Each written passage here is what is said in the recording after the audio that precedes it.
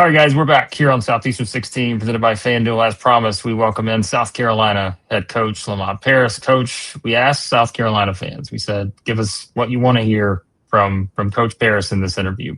They focused in on two things. Of course, we want to hear about the roster, but we also want to hear about Adam Sandler. And I said, well, I'll just start with Adam Sandler and see if he can give us any nuggets of information that's not already been out there regarding his trip to Columbia there. Okay, yeah. Here's what I'll say about Adam Sandler. Like, I'm telling you, the guy is born to pass. This is a rare quality in people that love basketball. He prefers to pass than he does to shoot. And like, that's he genuinely has that trait. And so it was fun to watch him. I give him a lot of credit. They played, I don't know how many games of 3-on-3. This was going right up to showtime, and he didn't sit one game. He played and was moving the whole time, and his team won most of the games also, by the way. So that was not by design, just the way it worked out. He had a good team, but yeah, it was great. He was just a regular guy, just in the gym, getting some shots up, hooping a little bit. And then, so it was neat for us and for me. I watch all his stuff. I mean, I had just seen the Happy Gilmore Part 2, which anyone who hasn't seen it, the coordination to get all those people in the same place at one time had to be wild. But yeah, so it was fun just then to go over and watch him perform later on that evening. All right, so into the roster for this year. As I said, I know a lot of people are just curious and looking at it. And I think the thing we've talked about a lot this summer, just as two people who cover, SEC basketball year round, is clearly there are some very obvious, I think, characteristics that are there that were on that 23-24 team that won as many games as you guys did. And I'm just curious, for you, as you went out and you and your staff kind of constructed the roster this season, what were some of those things in particular that you're like, we have to get back to doing those things that maybe slipped a little bit last season to be able to get back to, again, that level that we were a couple of seasons ago? Yeah, if I look at some of the characteristics that I see some similarities, we weren't completely inexperienced last year. I wouldn't say that, but relative to the rest of our league, who was tremendously experienced, we had some deficiencies there. And so we've got another team that's experienced in terms of the total number of games played, the number of starts that we have on our roster, college starts that we have on our roster. I think that's one area that's a little bit more similar to 2 years ago. I think our overall skill at more positions, I think it's a little bit more similar to what we had. We have more bigs that can shoot from the 3-point line at both the 4 and the 5 position. I think that's probably a little bit, you look at BJ Mack and some of the things that we were able to do when he was able to space the floor and some of the shots that we were able to get. I think those are probably we have probably more guys that are accomplished assist to turnover guys. If you look at Mike Sharavjamts and what he's done as an assist to turnover guy, Kobe Knox as an assist to turnover guy, Meechie Johnson obviously as an assist to turnover guy. This is just in terms of guys that have played college basketball, and then you bring in some of your young guys. Even you look at an Eli Ellis who the high school stats don't translate to college all the time, but if you do look at it, not only was he able to score and do all the things that he was, but he also led OT and assists. So more guys, that just a variety of guys, I think, that have proven themselves as having the ability, because that was another area that I would say a characteristic that determined wins and losses for us a lot of times was the fact that we were a high volume assist to turnover team, and last year we weren't as accomplished in that area. Coach, I want to stay on the offense here. So I was kind of thinking, like, identity wise, last year when we're breaking down South Carolina games, we're saying, first off, all right, you almost guarantee the opponent starting big, they're going to be in foul trouble. The Gamecocks are going to crush you on the free throw line. Physicality. this year I look at this roster and kind of like you said, feels like almost every person that's going to get some significant playing time knocks down outside shots or has a history of knocking down outside shots. Just how do you see this offense kind of changing from last year to this?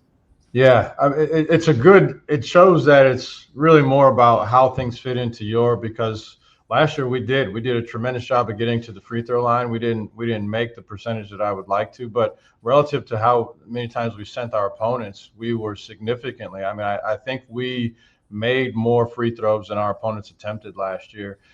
So is there a happy medium in between those two? I would like to continue to be able to get to the free throw line. And you had guys like Colin Murray-Boyles, who was really aggressive.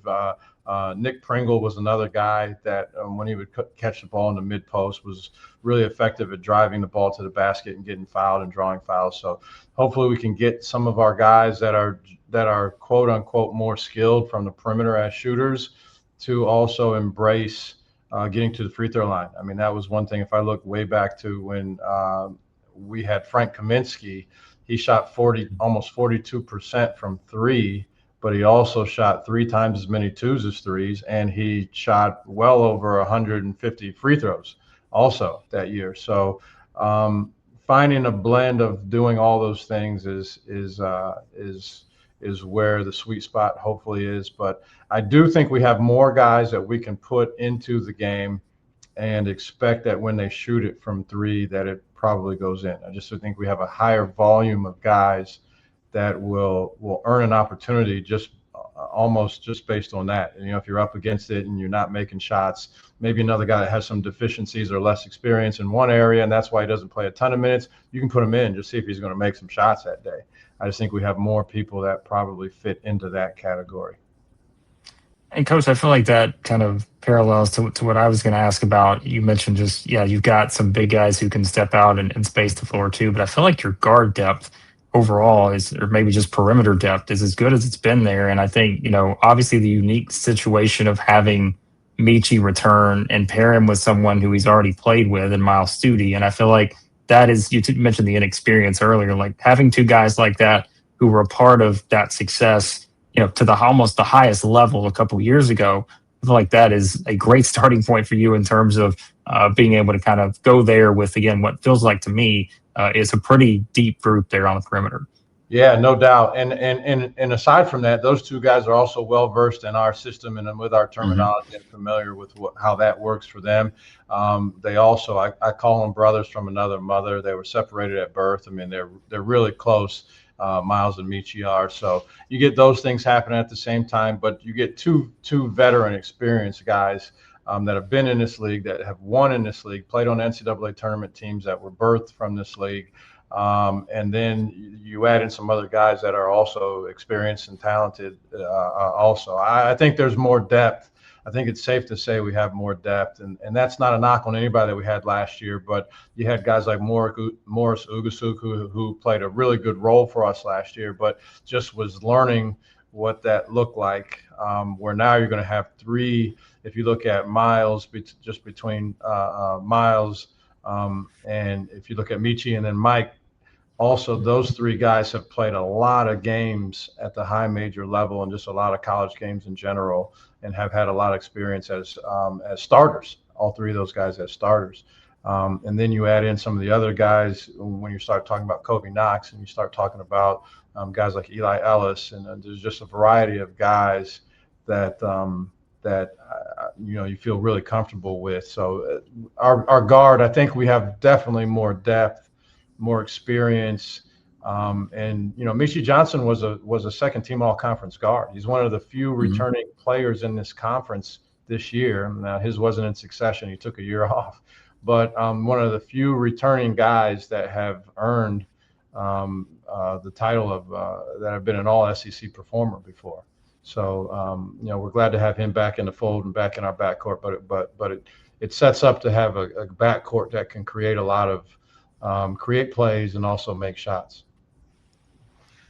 Coach, I'm going to zero in on a specific player here, and that's Jordan Butler. And I want to talk about him a little bit because I feel like nationally he does not get talked about enough. But when you look at his year last year, minutes in the non-conference and how it just works its way up. And then the last 5, 6-ish games of the year, playing really solid minutes. What have you seen from Jordan this offseason, kind of his development throughout last year and how much he improved, and what you're expecting from him this year helping out the squad? Yeah, good question. I think depth will be a strength for our team just in general. I think we have probably right now 5 or 6 guys that have kind of established themselves as our best guys, but then there are 5 more guys that are kind of just there and in the mix for playing legitimate minutes, and Jordan Butler is one of those guys. And so, but yeah, it was really good to see his growth over the year and just kind of figuring out where his shots would come from, how to navigate the physicality of SEC basketball in a way that he can help his team win, and just his overall confidence. So, I think he's improved physically over the summer. He was really committed from a cardiovascular standpoint, and then also as far as his body composition, I think he's significantly better than he was a year ago that way. So, he'll be right in the mix for competing with the guy now. That's the good news. The other news is that he's got some good guys to compete with too. So, hopefully he steps forward and, can make some shots. That's the strength of his game, is to be able to spread the floor. And that's something that I value at a high level. I like to have bigs that can stretch the floor. So he'll have tremendous opportunity. For him, it'll oftentimes come down to what does physicality and rebounding. This is a league where offensive rebounding is what every team. There were 3 times last year that my assistant coaches came to me and said in the scouting report, they're telling the team, hey, this is the #1 offensive rebounding team in the country. And then 3 games later, it'd be somebody else. I was like, wait, we just said that 3 games ago. And they're like, yeah, the numbers have changed. So these guys are now #1 offensive rebounding team in the country. So needless to say, if you don't defensive rebound well in this league, it's going to be hard to win games. And so I think that's part of what the challenge is for him, is consistently showing that that's something that he can do at his size. It's the expectation for that position. And so hopefully he's ready to compete in that area. There was another guy in the front corner, Nordin Kapich. We cover the SEC, but, Max, I'm sure there are many times our audience last year thought we were a UC San Diego fan club. And he was one of the reasons why, just watching that team have the success it had, out in the Big West last year. Now he makes the move to the SEC. And, you just mentioned having guys who can step out, make shots, help you in terms of offensive rebounding, a guy who puts up some numbers there. What have you seen from him so far? And maybe, again, kind of how he's going to play into your system there at South Carolina? Yeah, I think, first of all, he's a tremendous teammate. I think he's ready to do whatever role that we ask him to do, whether that's 1 minute or 40 minutes. So I think that's been very refreshing for a guy that comes in here in a 1-year situation that really wants to capitalize on his opportunity in 1 year to come in and immediately be ready to do whatever is asked of him. So, and we've got a few guys that have been like that, but he's shown the ability to shoot the ball from 3 with no hesitation. These are not threes that you need to load up and need a lot of time. These are threes that if you're not there on the catch, he's going to get them up. He's going to shoot them. He's going to shoot them with confidence, and on a regular basis, he's going to make them. I think you've seen that throughout his career. He's another experienced guy. He spent 2 years at Division II and played a ton of minutes in both of those years. Obviously, he knows how to win. He played on a team that won over 30 games last year. He's competed against high-level talent. Their league was really good. And then also playing in the NCAA tournament, they played Michigan in the first round. And I think he scored 15 points maybe in that game. So he's not unfamiliar completely with what that looks like as well. So an experienced guy looking to establish himself consistently at this level, but he's willing to do whatever we ask him to do. He's been able to do some stuff around the basket, honestly, in the other leagues, and what that looks like in the SEC. There'll be a question mark attached to that. Hopefully, it turns into an exclamation point at some point. But I'm looking forward to trying to help him develop in that area. But one thing he can do, he knows how to play, he knows how to pass, he knows how to spread the floor, he can shoot the ball from the perimeter. Again, the other thing that we haven't talked about, we have 5 guys that already are or will or should by the end of this year be 1,000-point scorers. So just having a variety of guys that have, they're comfortable. They've had the putting the ball in the basket. They've been asked to do that before. Some of them at more consistently than others, but just having, when a play breaks down, going to a guy and say, hey, this is a guy that scored over 1,000 points in his career. He's not going to be completely unfamiliar in trying to make a play happen in this late clock situation or in this late game situation. So I think that's another thing. And Nordin is one of those guys, I think, that is already at over 1,000 points in his career. Coach, we've been talking all about your seniors, your redshirt seniors, your juniors, but you also have this just wealth of 6'6", 6'7" versatile freshmen. Obviously, Ellis being the point guard there, but Yarmah, Polk, Assemian, Walker, all these athletic, real SEC body types. Talk to me about the freshman hall here and just what you're seeing in the summer. Yeah, I love our freshman class. I mean, there's always a special spot for the young guys. I mean, I think they all come in knowing that they need to grow. Some of the older guys kind of think they have it figured out. Some of them do. Some of them don't have it figured out as much. But there's always a special spot for the young guys. But I love this young group. I mean, I really love them. One, they are such workers. I mean, they work. Our managers have even come to us and said we've never had a group of guys that have ever been in the gym as much as these guys are on their own time. And so, 3 of them came from the same program, that same high school program. And, I call them, I don't know, freshman plus, because they know what competing is at this level a little more than the regular freshman does. They play so hard. I mean, they just play so hard. But I love the overall group.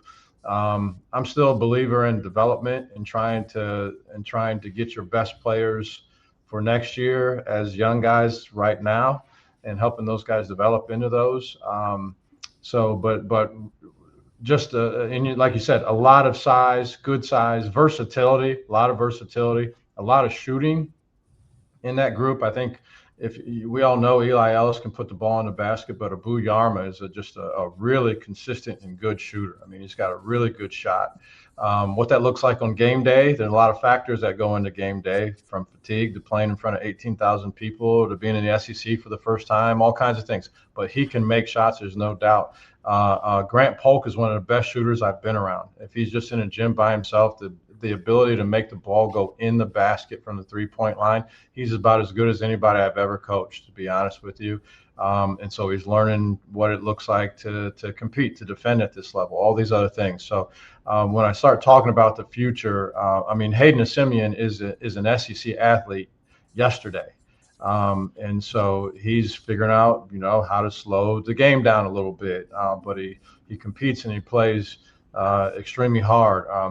EJ Walker is another guy with good size that has good skill. His understanding of the game is tremendous. He's a really good student of the game. You tell him something once, you don't have to say it twice ever again. That's a rare ability in 2025. I don't know if you guys have been around, spent a lot of time around guys of this age, but that's a rare quality, but he's really good at that. I am really, really, really, really, really high on that young group. I mean, really, really high. And I really like them too. They're very likable guys, but they also have a really, really high ceiling. Coach, I got one more for you, and it might just be because I don't know basketball well enough, but I've got to know. You guys have been top 3 in opponent free throw rate in the SEC in the past 2 years, in a league that just gets more and more aggressive, more and more physical. How the heck are you guys able to not foul so consistently? Yeah. Well, the game has changed. It's such a physical league, and the athletes and the people are getting more and more aggressive, like you said. I mean, really aggressive. Yeah. So to say that it's not that we don't foul, we spend a lot of time talking about this and practicing this. We try not to foul with our hands. There's going to be contact. I mean, that's part of the game. There's going to be contact. And I think, you're given the benefit of the doubt. There's been some rules changes. You're allowed to go verticality and make contact with your bodies. I think when you're going body to body, it's got to be something really egregious for the referee to blow the whistle. But when you're starting talking about stripping the ball, blocking shots, using your hands, more fouls occur in those situations. So I don't want to give up any of our secrets, but we really spent a lot of time talking about and practicing that all the contact that's made is body-to-body contact, which is less likely to draw a foul because you have to resist. Guys are getting so aggressive. It's either resist or give up layups and dunks. And so you have to resist physically, but I just have always believed doing it with your body makes you less likely to actually foul guys than when you're doing it with your hands. Coach, this was awesome. We appreciate the insight. Again, I know we have a lot of South Carolina fans excited for the upcoming season. Again, they've been asking us about the roster all summer and stuff, so it's great to catch up with you, and look forward to talking again sometime in the future as well. Yeah, awesome. Anytime, guys. If you need anything, you want to come to a practice sometime and get a sneak peek before we really get rocking and rolling, feel free. Just let us know. Absolutely. Thanks, we love it. All right, there you go, guys. Our conversation with South Carolina head coach Lamont Paris. You guys know, one of our favorites here on the channel in recent years, and so great to catch up with him and chat about the Gamecocks heading into the upcoming season. Before we head out, we're going to tell you about our friends who, of course, sponsor this channel and support everything we do here at Southeastern 16. GameTime SIDEKICKS, officially licensed stainless steel drinkware. All the SEC schools are there. South Carolina fans, go get your cups there. Over 350 more universities as well. Stainless steel sippy cups, tumblers, 40-ounce bottles, shaker cups. They got it all. If you want a nice discount, Gamecock fans, SE16 for 20% off. SE16, 20% off over at GameTimeSidekicks.com. Also, ROKFORM, ROKFORM.com, the world's strongest magnetic phone case, extreme protection, super strong magnets, rock lock, secure mounting. September, the busiest month of the year for these guys with a new iPhone coming out. Go get your cases, accessories, all that over at ROKFORM SEC25 for 25% off at ROKFORM.com.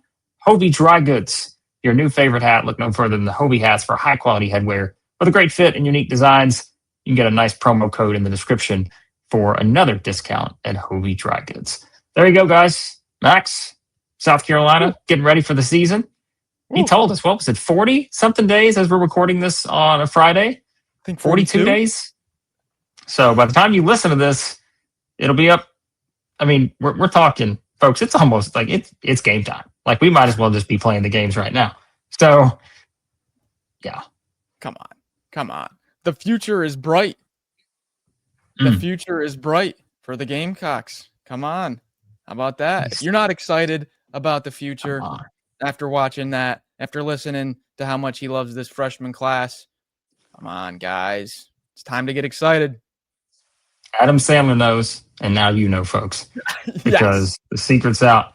Yeah, we're excited about this South Carolina team. We appreciate you guys, as always. We're excited about you supporting the channel. Hit that subscribe button, hit the like button as well. Turn on your notifications so you know when we're talking SEC basketball and football and baseball here at the channel. Again, appreciate you watching as always, and we'll talk to you soon at Southeastern 16 presented by FanDuel.